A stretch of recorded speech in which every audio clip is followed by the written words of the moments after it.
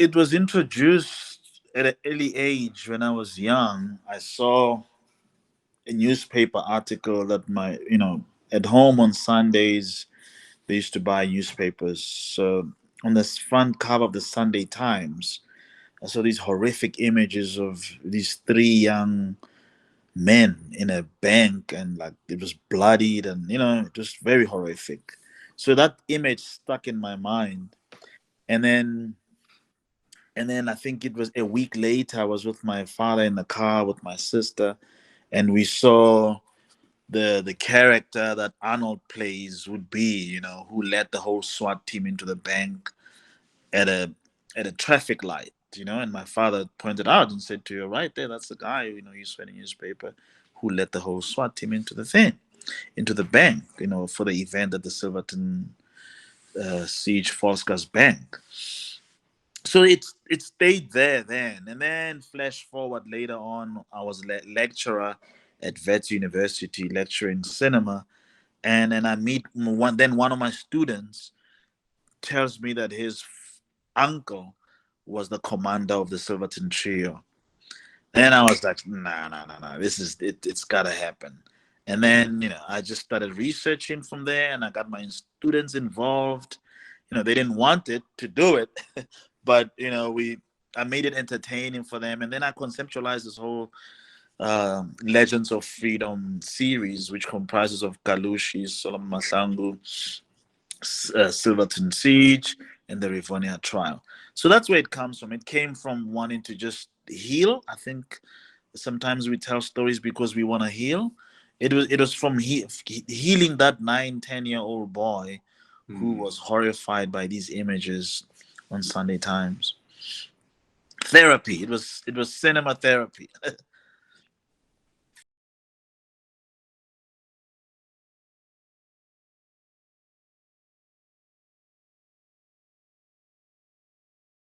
The challenges in playing Langerman was to try and just humanize him. Was really to show a character start the day wanting to catch these guys and lock them up and throw away the key, to by the end of the day turning around to another white cop and saying, what is the price of freedom? It's everything. I understand that now. So it was a nice character arc. And the challenge was to try and show that and be truthful in that. And luckily, with Mandla at the helm of things, he slapped me into shape and pushed and prodded, and I was able to get there. So I'm very happy with the performance, and I'm very proud of the film. And I think to get back to your early question of where this started for Mandla, or how the film came about, I think the other cool thing about the movie is that it's going to prompt people 5 minutes after they watch it to Google Silverton Siege and Silverton Trio and read about the real history, because so many things happen in this country that was suppressed by the white regime and just never got publicized in any which way. So it's so great that a story like this can go out there and be told and really educate people on what went down.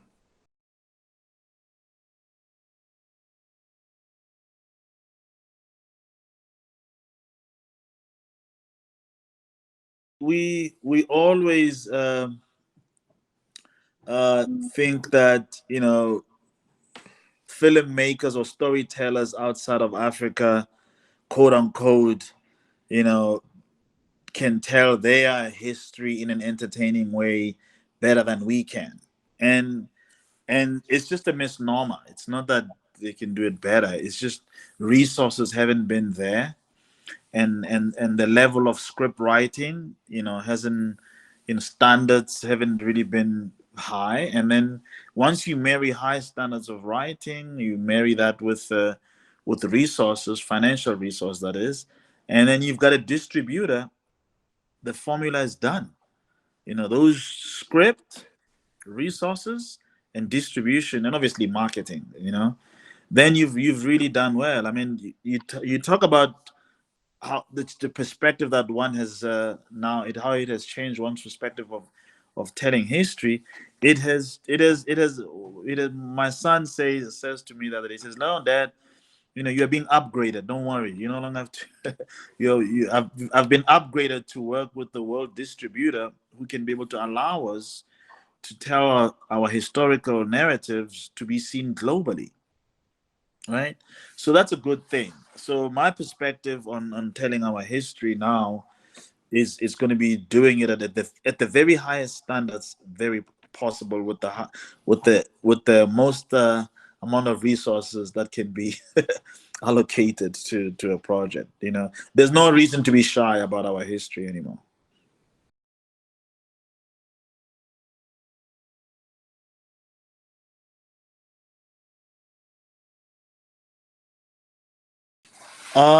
I think that's a question that I can answer, but maybe Arnold can also elaborate further. From a standpoint, I think it's credibility. You know, you want credibility in the actor, that they are actually able to deliver these performances, and it comes out in rehearsals. No, not necessarily rehearsals, in auditions. Sorry, and it comes out in conversation. Like, you know, can this person authentically deliver this character? And you talk about the character arc and all that stuff. You know, so that's one, and then obviously these actors have to go and embody these characters that are on the script. Rehearsals, we spoke about rehearsals earlier on, and locally in South Africa, and I'm pretty sure even in Nigeria, you know, resources are never there for the actors to rehearse, so that they could be able to bring credible performances in front of the camera. Now, working with somebody like Arnold, who's worked at the highest level, you know, and for him to bring what those that skill set out of Hollywood to Africa, in particular South Africa in this case, it was great because I just watched him and said, okay, that's how you do that, and then I learned from him, you know. And there were so many angles, and you were shooting on set. No, no, no, no. Yeah, if you do that, you know, if you come over here, you got your close up there, and I'm like, whoa, where is he seeing all these cameras? Because I don't see them, but he was seeing them in his head of where one could get the performances, right? And when you go on set, you go there with a short list. Okay, this is how we're gonna do it. But once the magic happens on set, it's over. That short list goes to bed, and then you just gotta go with the flow, you know. So it was great to have a collaborator like Arnold, like Tabo, you know, and Nokolo and Stefan. But to lean on the wisdom and experience of Arnold Vosloo was just, you know, you can't buy that.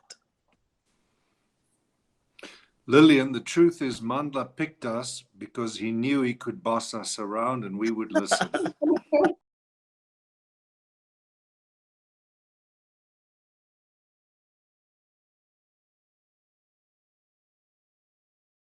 One of the important things for me is very early on, when I read the script and then did a bit of research and realized that it was three men that ran into the bank and not two men and a woman. Uh, but in a kind of way, the fact that Mandla made that choice to make one of the three a woman really just freed me up, because suddenly I wasn't locked into having to recreate or speak to the original policeman. I realized we weren't making a documentary. We were sort of depicting a historical event, but dramatizing it. So that was really freeing in a kind of weird way. I knew I couldn't really make any mistakes. You know, I wasn't trying to be like a guy that lived. I could bring my experience to it. And one of the challenges was to really portray what a lot of white South Africans went through, is that you sort of in this bubble, you're told that there is a kind of black danger out there, and you don't really think about it too much because other people with a higher or bigger pay grade is taking care of it, and you're just doing your thing. And to take a man like that at my age, at 59, and have him start the day determined to lock these guys up, and then end the day by completely, you know, seeing things from their point of view, was really the challenge. And like I said, Mandla prodded and pushed, and we were able to get there.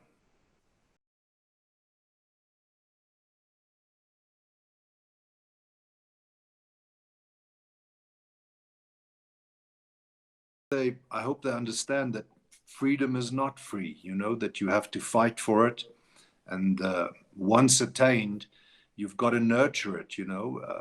You've got to go out and vote. You've got to do those things and create a kind of world that you want to create. Because these three guys, you know, they were so young, 27, 26. I mean, just so young, and they were so brave. And I think of them and how scared they were that day and the emotions that they must have gone through.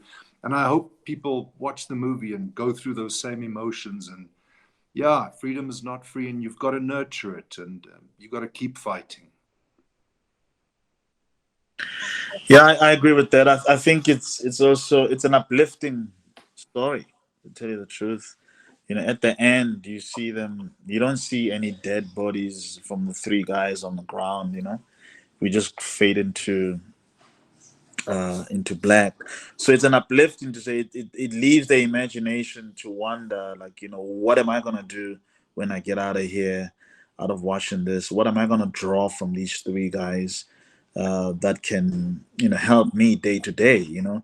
And I was saying earlier on that, you know, we tell stories to heal. We tell stories, you know, to be able to give us a sense of purpose and why we're here, and you know.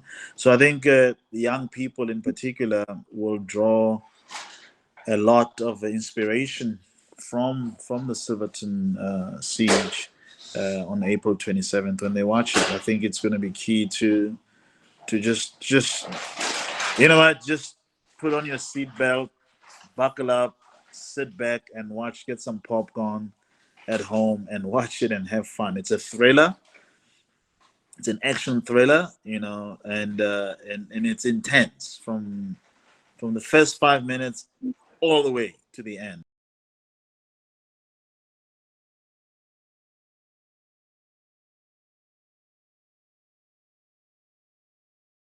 When we rocked up on set the first day, I think I came with my son. He came to the set the first day, and then they said, "Roll sound, roll camera, camera set, and action."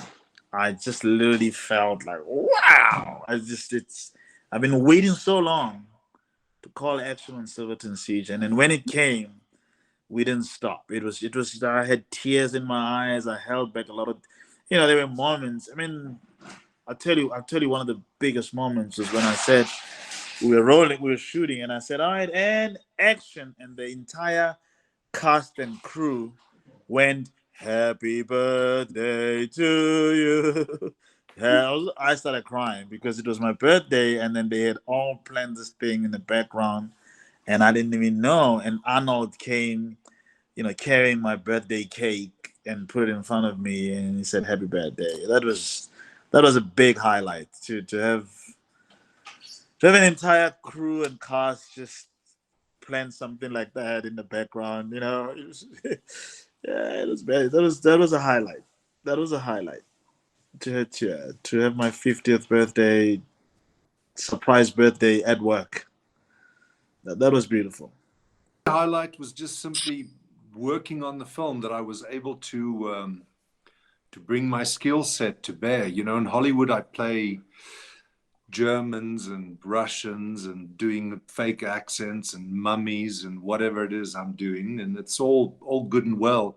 But the highlight was just to come back and play what I am, which is a white South African, and be part of telling this great story. That was the highlight in itself, you know. And I think it's one of the finest films I've made, and one of the most entertaining and one of the most important. So I can't wait for everybody to see it on April 27th.